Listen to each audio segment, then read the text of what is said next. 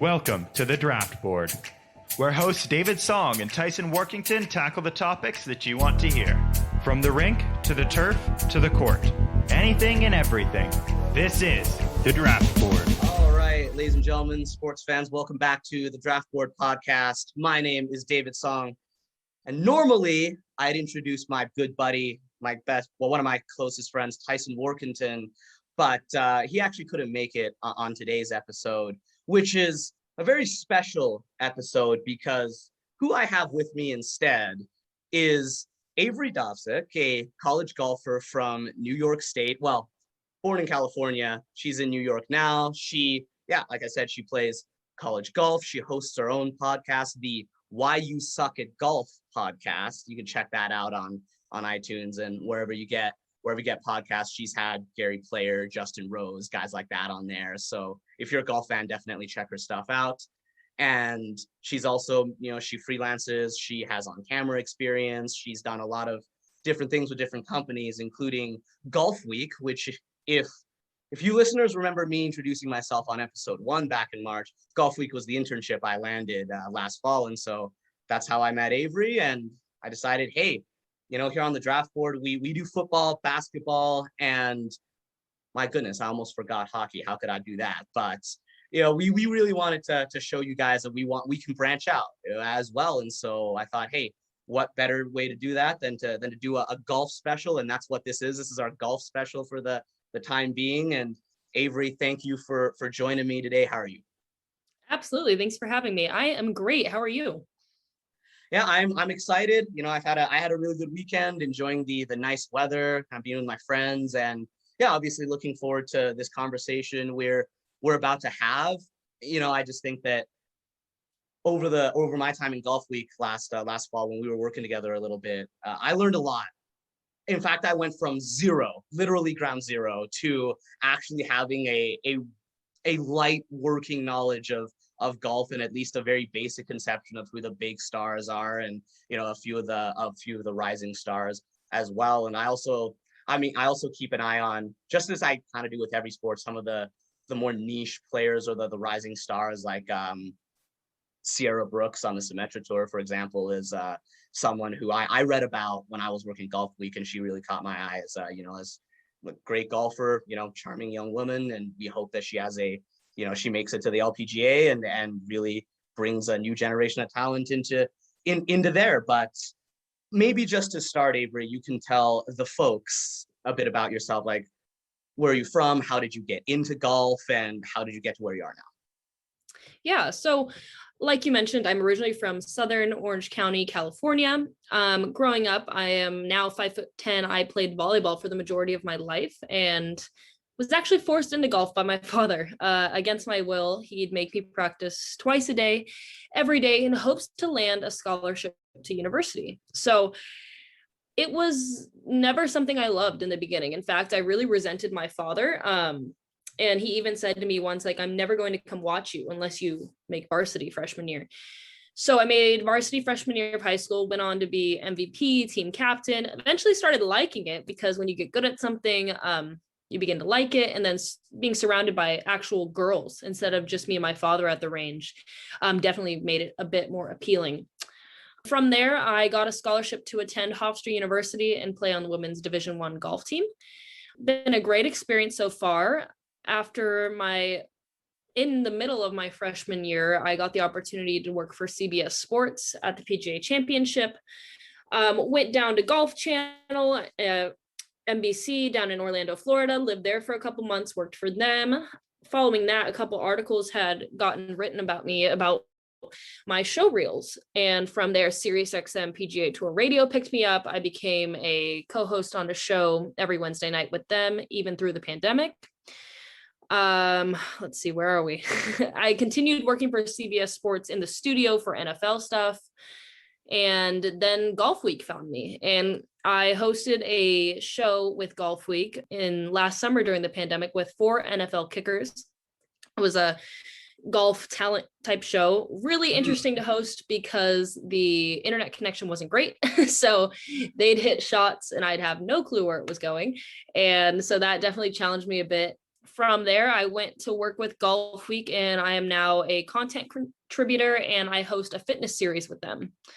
And as well as that, I started the podcast, and now I'm going to be doing some work with the PGA Tour Scratch this summer. So lots going on. Big resume for a 21-year-old, and it just keeps growing.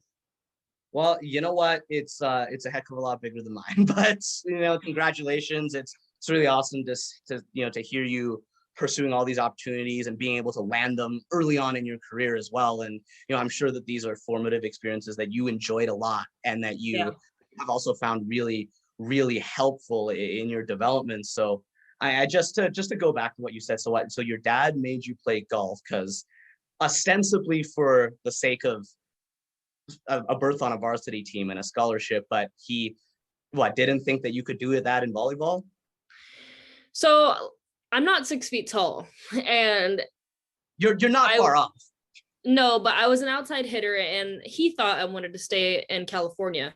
And if you look at most California teams, you need to kind of be over 6 feet tall. Most people are over 6 feet tall, and it's way more competitive to land a scholarship. There are way more girls playing volleyball than golf. Mm-hmm. So financially, we didn't plan for college like we should have, and got a little fire under us, and golf seemed like a good way and a good atmosphere to be brought up in, country clubs, good people, good connections. And now I couldn't agree more. Back then, absolutely not. I wanted to die. I hated him.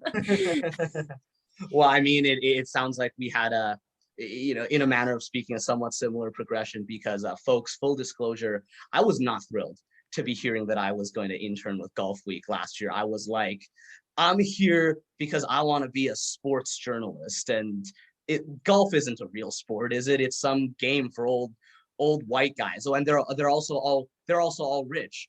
And basically, the first thing I want to talk about on the show today is the fact that a lot of what I just said are myths, and I really learned that over the course of my internship.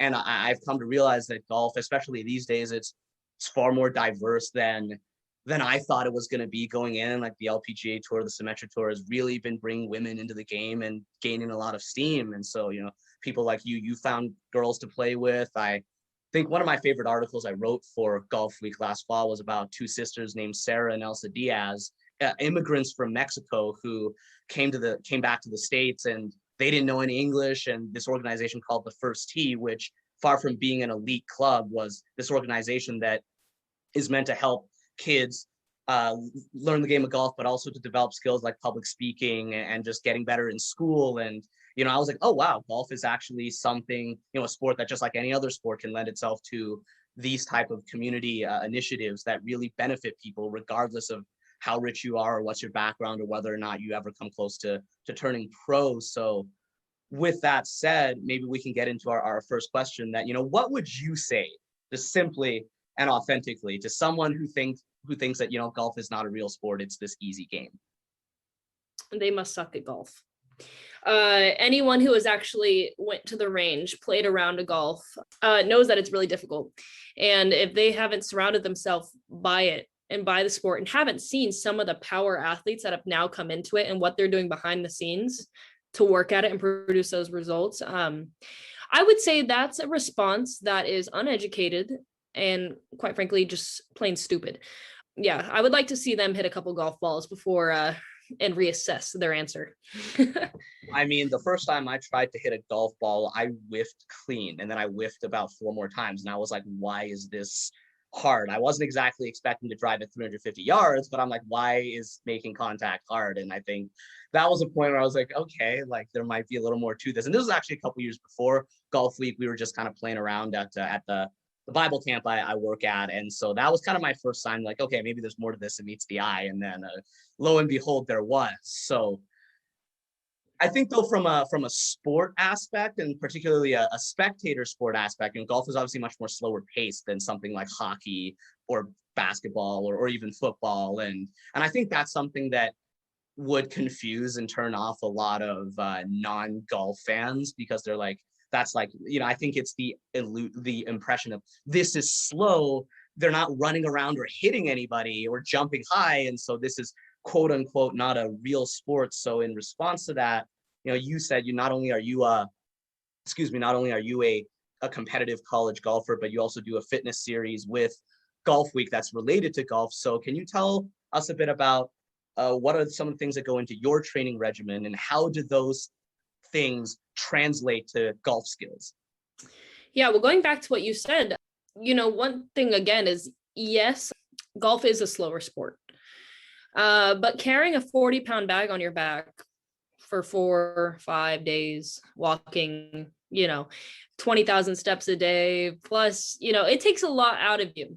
Not to mention, golf is full of movements developed from other sports. So, when you rotate through the ball, you could mimic that as, pushing off the blocks at a track meet, or shot putting a ball at a track meet, or, if you're going to punch someone, you need to lean and transfer your weight. There's a lot of similarities in the golf swing as other sports.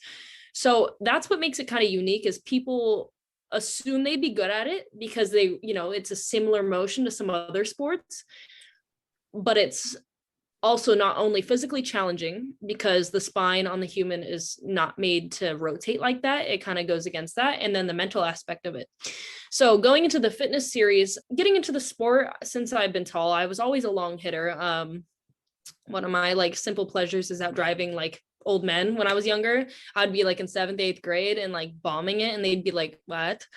Fast forward to now, where strength training is a huge part of my life. I train it at least 6 days a week.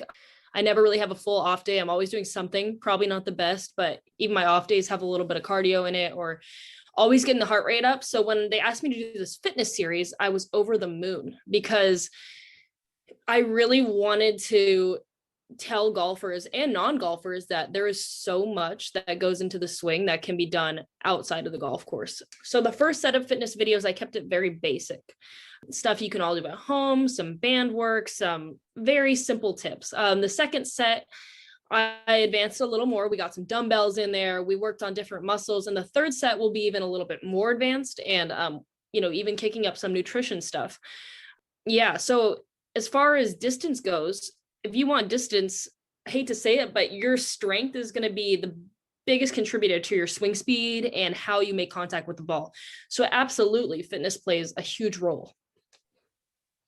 And what about the other finer aspects of the golf game? Then, I think that if a casual observer were to watch a drive off the tee, particularly with a driver, then they can see, okay, yeah, that there was power involved in there, and explosiveness, and that thing flew a fair distance, or in terms of, or in Bryson DeChambeau's case, a ridiculous distance. We're going to talk about Bryson later on the show.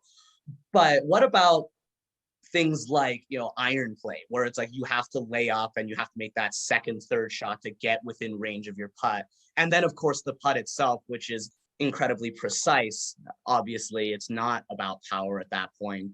As a competitive golfer, how do you train to make sure those parts of your game are on point? Yeah, so golf is 60% mental, I'd say. Our brains are wired to do some incredible things. Anybody who doesn't really believe in mental health, go play golf, because even reading a putt, your mind calculates slope, distance. It does it just automatically. It sees it. It converts what your eyes see and now makes it a thought. So same thing with irons, you have a distance, let's say you have 150 into the green. So not only do you say, okay, I have 150, now your brain has to think, okay, what club am I choosing? Is there wind? What kind of shot am I going to hit? Am I going to try to hit this straight, or am I going to pray to the golf gods that it goes straight? Depending how advanced you are. But your brain is making so many conversions all at once, and it is so smart. Golf is a game of mistakes, honestly. I mean, those, you're constantly scrambling to fix mistakes. And very rarely does the amateur golfer go out and play a perfect round. I mean, you don't hear it. There's always stuff that is not expected. A putt that doesn't break the way you want it to break. For example, I am a really good ball striker. COVID put me out of the competitive game for a while. There was no tournaments, no anything. So when I go to championships this year, we didn't play competitive golf really at all before that.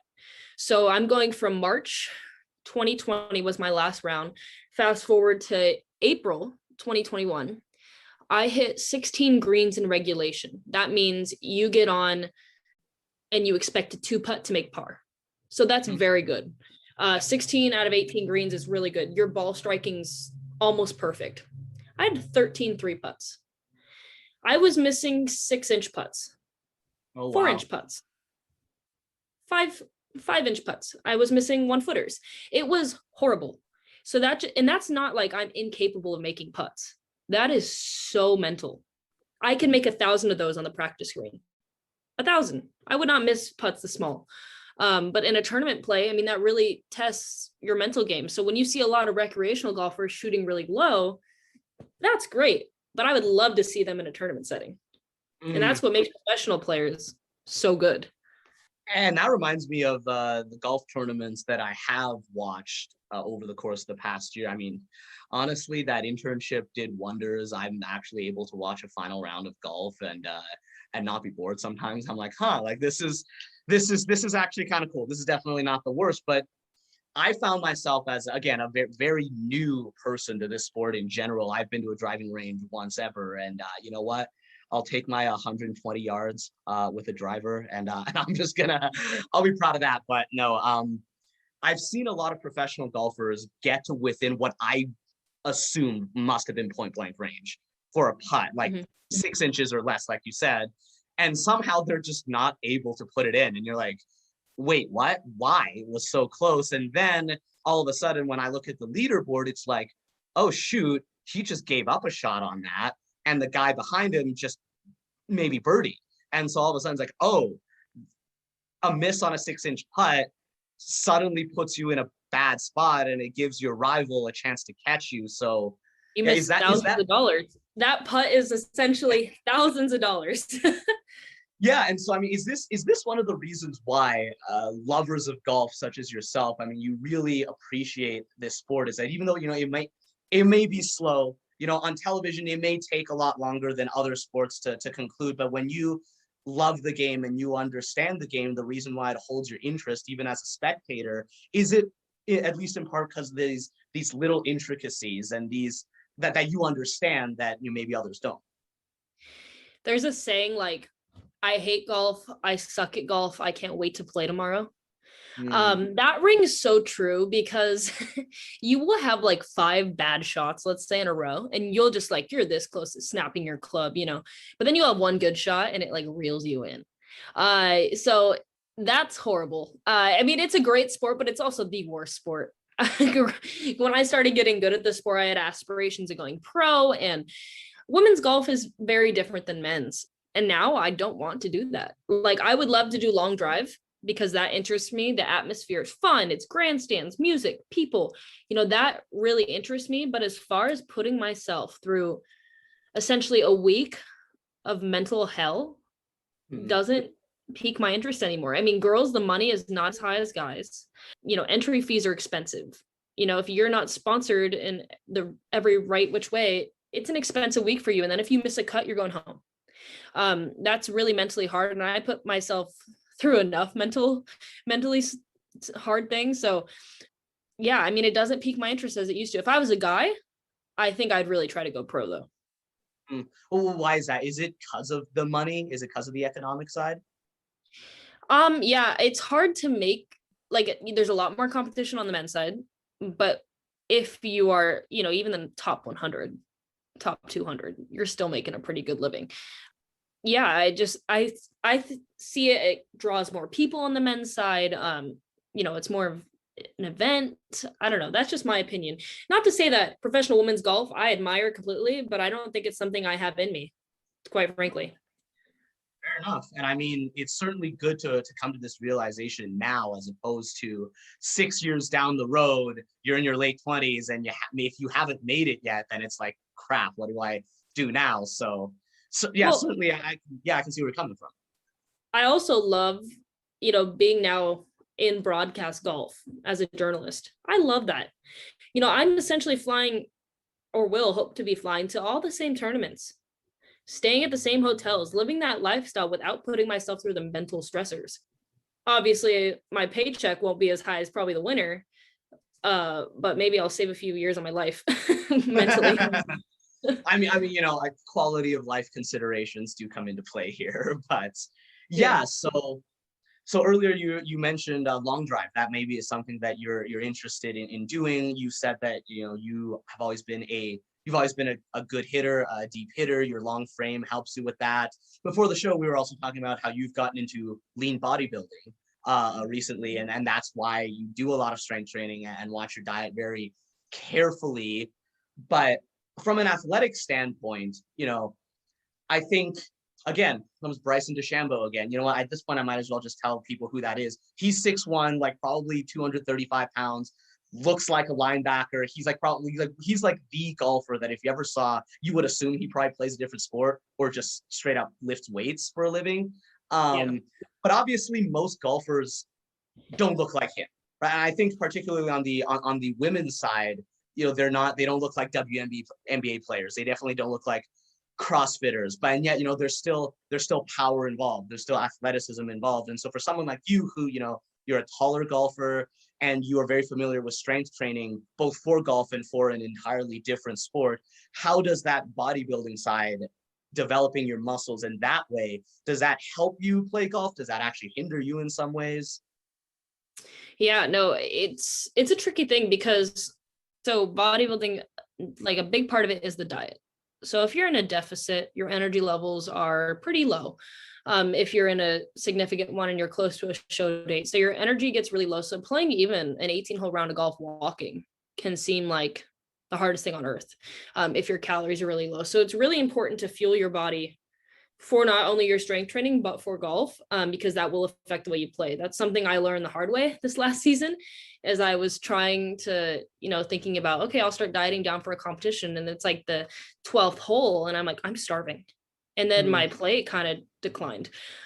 But as far as the weightlifting part of it, let's see, freshman year of college, I was probably like 230, 240 on average yards. That's pretty good still, but that's nothing crazy. Now I've hit 300 yards a couple times. And I'm just now starting to train for long drive. So I think in the beginning, I never really took a large bucket of balls and hit 60 drives straight. I thought I'd get fatigued, but in opposite, I actually got faster. So then I'm realizing I'm swinging pretty fast. I was getting up 110, 111. I'm like, okay, miles an hour. This is pretty fast. This is like long drive professional hitters are like 115. And I'm not even training for this. So that's what kind of put the idea in my head is like, all right, I'm already doing the right stuff in the gym. Now, if I learn how to use the ground in my golf swing, we could be pretty competitive here. Women's long drive isn't the biggest thing on earth. Men's is getting bigger with Kyle Berkshire up there. And, now we see on the PGA Tour, like you mentioned, Bryson, he's hitting it far and now it's catching people's eyes. But yeah, I mean, weightlifting has improved my swing speed immensely.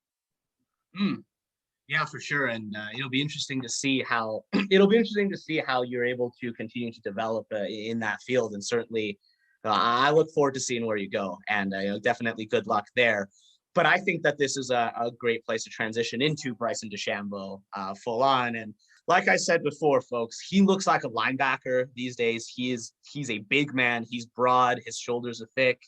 And he didn't used to look that way. Like in 2018, 2019, he was maybe 180, 190 pounds. And he looked like most other golfers that you see on the course. And essentially, he decided that he was going to overhaul his body, right, and go from a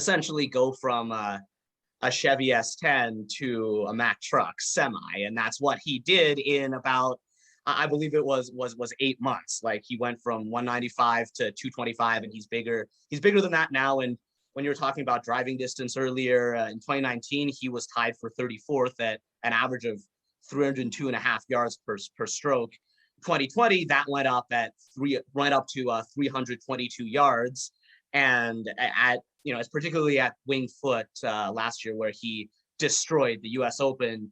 He's capable of 400 yards, like sometimes on some of the long par fives with balls, I think club speed like well over 190 miles an hour or something like that. So very, very different, obviously polarizing, because in any sport, when someone is that different, they're going to be polarizing. So can I just get your initial thoughts on Bryson and what he's doing for golf?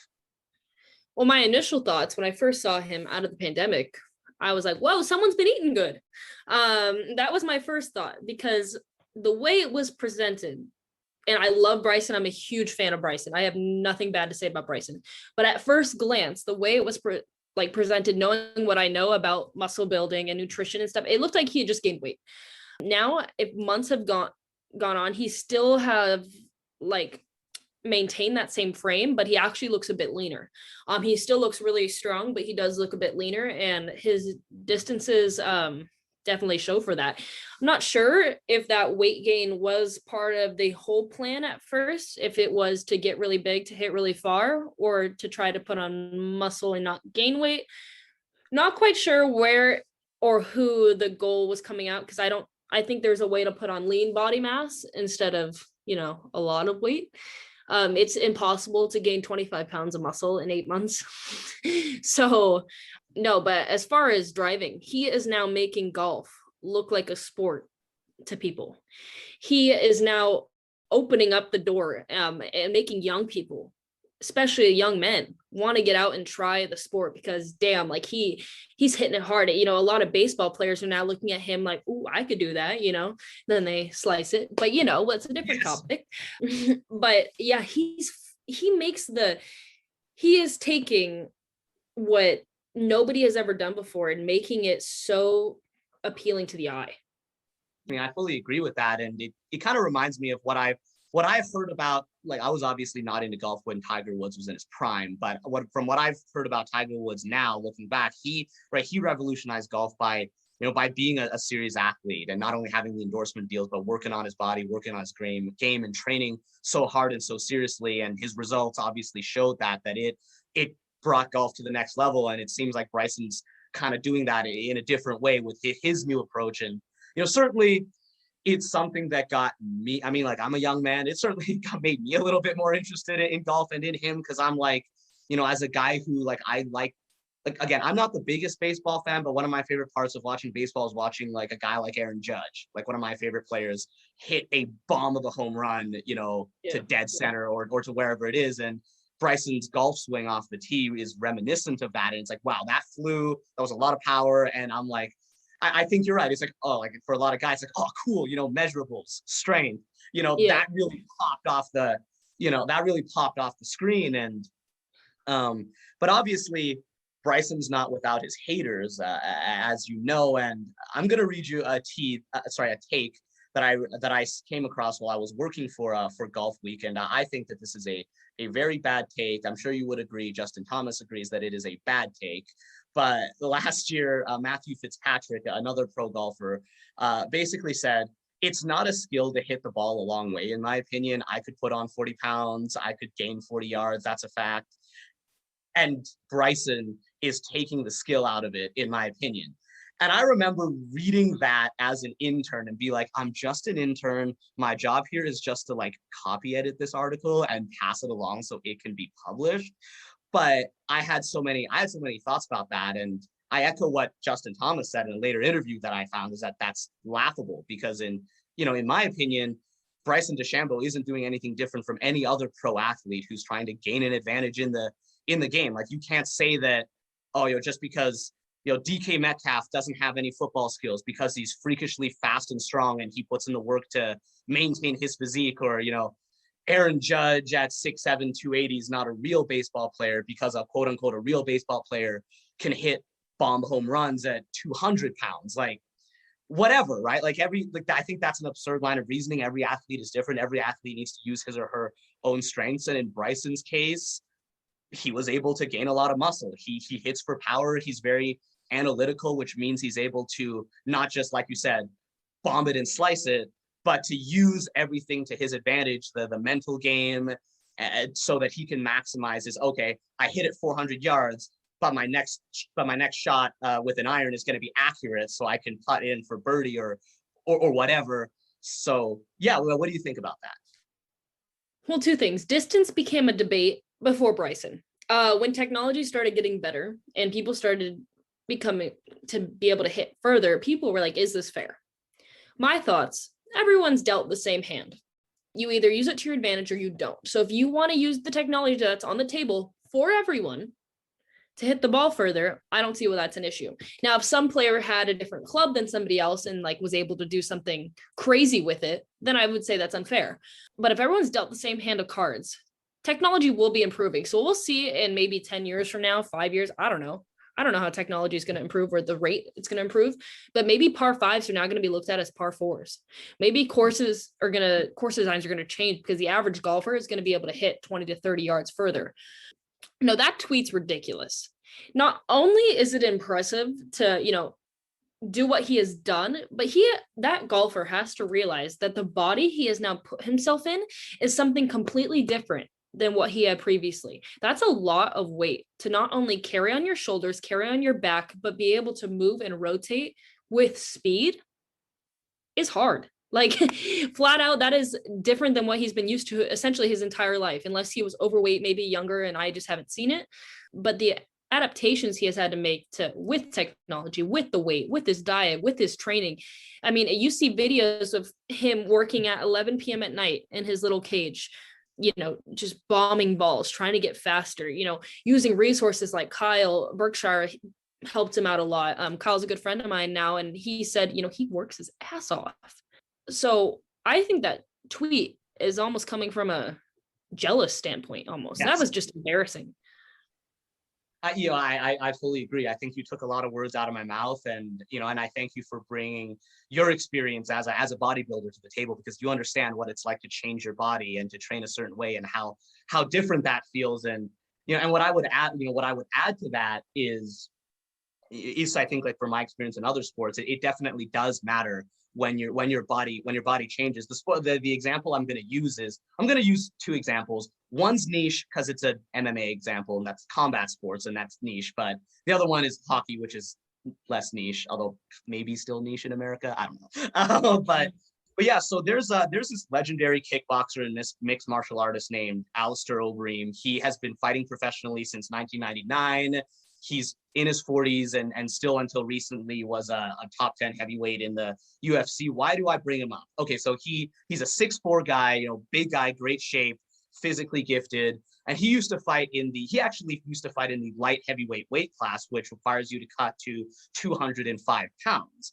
But most of his career he fought at heavyweight, which is 265 pounds. And there was a period of time where he bulked up even more and became a man that combat sports fans know as Ubereem, because he was he went from about 245, 250 range to 265, like pushing 270, rock solid. He looked massive.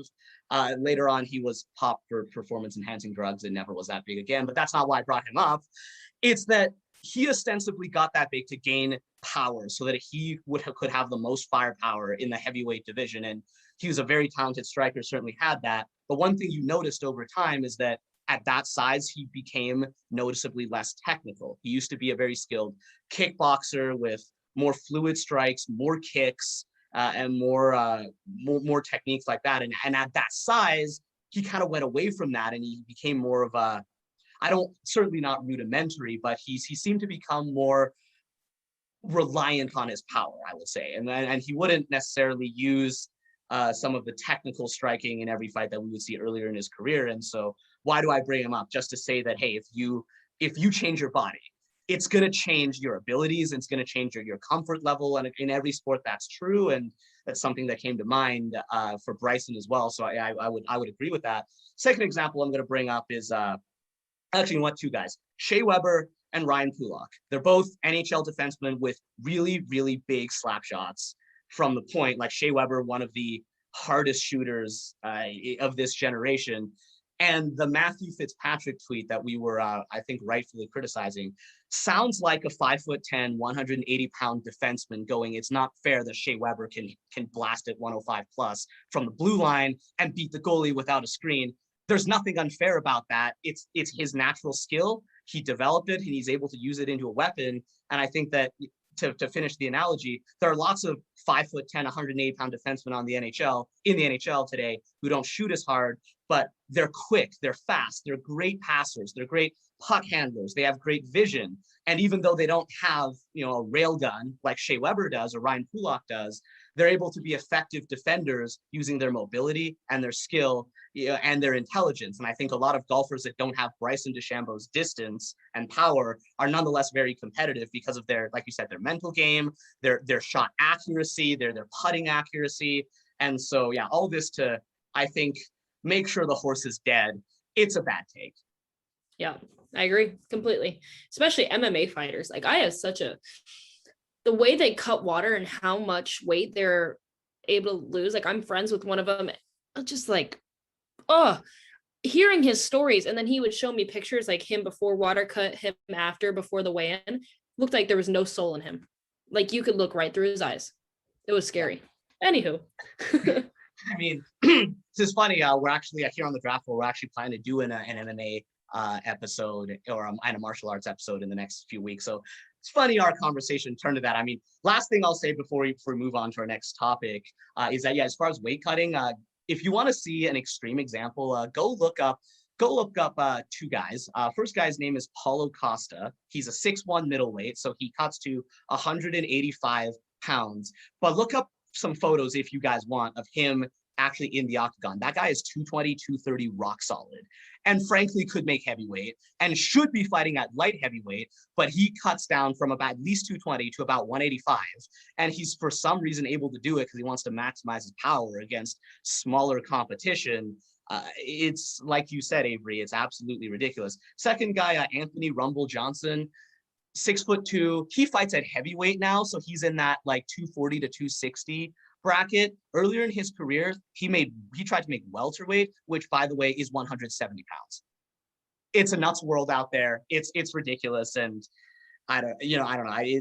MMA is a sport that I have some interest in, so I just it came up, I brought it up because it was relevant. But yeah, finally to move on to our last topic of this episode. This has been great, and I want to conclude by talking about Phil Mickelson, a 50-year-old legend of the sport who won a major, the PGA Championship a while back. I think it was a few weeks back.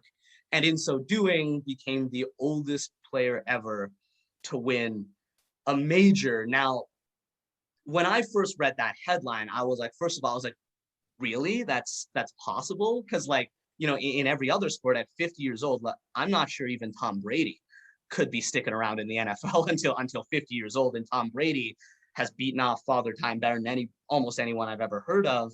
And I was just thinking, but at 50 years old, I mean, Phil, I'm sure he was in great shape when he was younger. I'm sure that he is immensely talented and obviously immensely experienced. But how was he at that age able to win this championship when younger elite golfers like former Masters champion Dustin Johnson got sent home early? And so I wanted to ask you, what did you see in sort of Phil Mickelson's journey in that tournament, and what are some of the things that ultimately you think helped him to overcome his age and pull this off, which is immensely impressive? I love Phil. Flat out, Phil has been one of my favorite players for so long. Not only the way he golfs, but the way he carries himself on social media. I've seen him in real life and the way he deals with fans. He's funny. He's not only a golfer to watch on the course, but seems like a great guy. And what I've heard is a great guy off the course as well. That was awesome when he won that tournament. That showed every middle-aged man who loves this sport, who would die for this sport, who lies to their wives about how much they play the sport, that it is still possible, and that, there's always time. Like, you have never peaked when you think you've peaked. Yes, in other sports, maybe you have reached your peak. Maybe, a 50-year-old hockey player isn't gonna be a thing. But that showed every middle-aged man who even took up golf during the pandemic that it is possible. He played great.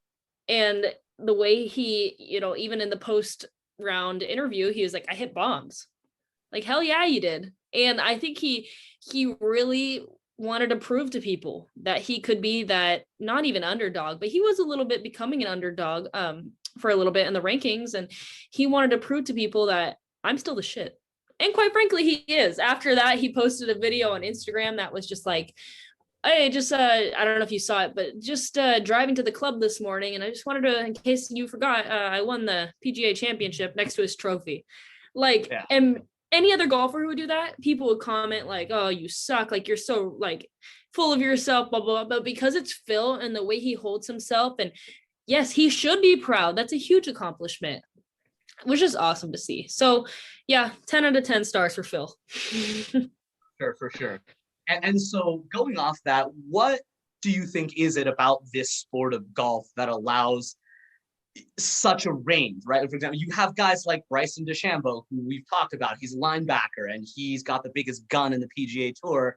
And then you've got guys like Will Zalatoris, who are super lanky and skinny, but very skilled and, seems to be a very successful young golfer with a bright future. You have guys like Dustin Johnson, who is very athletic, but he's not got that raw size of Bryson. Again, extremely elite golfer. You've got all these different body types. You got all these different body types and all these different approaches you could take in golf. And, sometimes, pardon me, Phil Mickelson can win a major. I think last year, I forget what tournament it was, but, Bernard Longer, who's like 50 plus, he was outperforming 25-year-old golfers at a PGA tournament. So what is it about the sport that allows for such a diverse array of skill sets and athletic traits and even ages to come together and be competitive? What happens between the ears is everything. The way you look at life, the way you approach adversity, and, maybe even how you deal with what's happening off the course and how your relationships can affect your game. And the mental strength you need to have to be good at this game is like no other. To keep your cool and not let your emotions get the best of you is, something in high school. I wore my emotions on my shoulder. The way I would walk, my dad would be like, yeah, you're having a bad day. I could just tell. I don't even need to talk to you. I don't need to watch you swing. I could just tell you're having a bad day. As I've matured and grew older and had more rounds under my belt, I don't let that happen to me. Maybe I get mad for like 10 seconds, 15 seconds. Maybe I'll get mad for a hole, which even if I do that, I'm mad at myself after the round. Like, get over it. It's in the past. So the way these professionals allow shots and bad things to roll off their back and not let it affect them, or uses it to fuel their fire going to the next hole, sets them apart than any amateur golfer. So what you're saying is Tyrrell Hatton, who casually tosses his iron away after he makes a bad shot, is funny, but maybe not the best approach on the course. Yeah, that's just sad. Like, come on. I've been really frustrated and I've wanted to do that, but you need to be able to reel it in and keep your cool, because you got to also remember these guys are people to look up to for little boys getting in the sport. So you don't want people to develop those habits or, oh, they did it, I can do it kind of thing. You really have to hold yourself to a high level and, keep your cool. But it's hard. It's hard, especially when you're competing for that amount of money. I can't even imagine the pressure. Like, even my collegiate tournaments, I get, hot-headed sometimes and I get pissed at myself, but I can't even imagine, that putt's worth $1 million. Like, sucks. Yeah, I understand, or at least I understand theoretically. I would never want that kind of pressure on my shoulders, but essentially what I'm hearing and I'm understanding is that ultimately golf definitely requires athletic talent and physical literacy, and distance and explosiveness is great and shot accuracy is great, but one of the most important things, and what it can be the great equalizer, is your mind. And that if your mind's not right, or if your mind falters at the wrong time, it doesn't matter if you're 3 times or 4 times as athletic as your opponent, you'll start missing shots, and that'll lead you to miss more shots because you're not able to recover. And if that guy's poised, even if he's 50 like Phil, he can come back on you because he's making the right shots at the right times. Yeah, I mean, sports psychologists exist for a reason. If everyone could do it, everyone would do it. Certainly.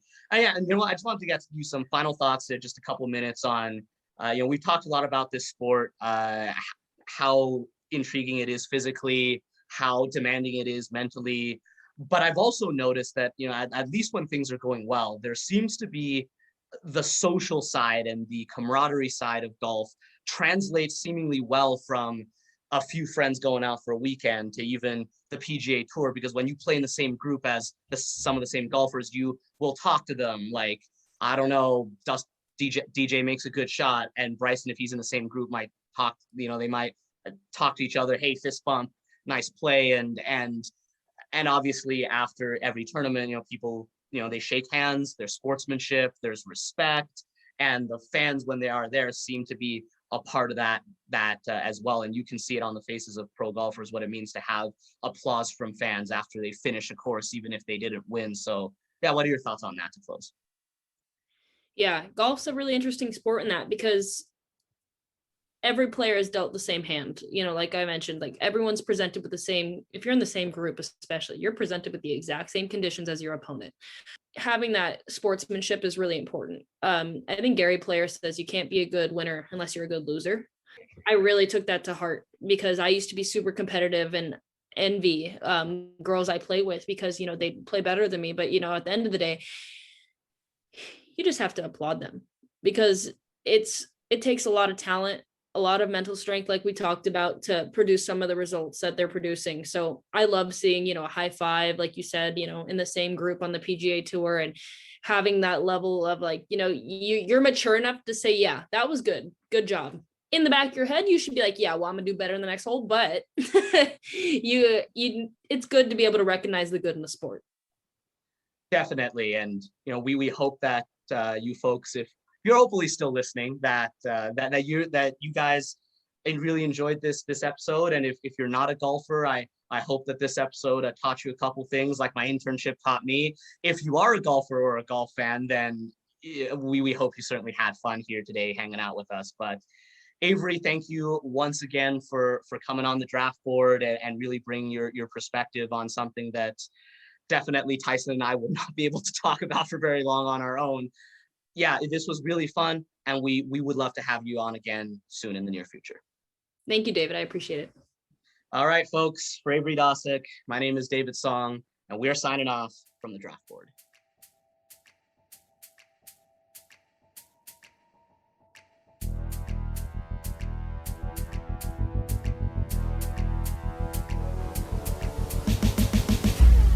Thank you for listening to The Draft Board. Podcast music, intro, and outro is produced by Graham Bass. Your hosts, again, are David Song and Tyson Workington. Come back next week for more insight from the rink, the turf, and the court. See you soon.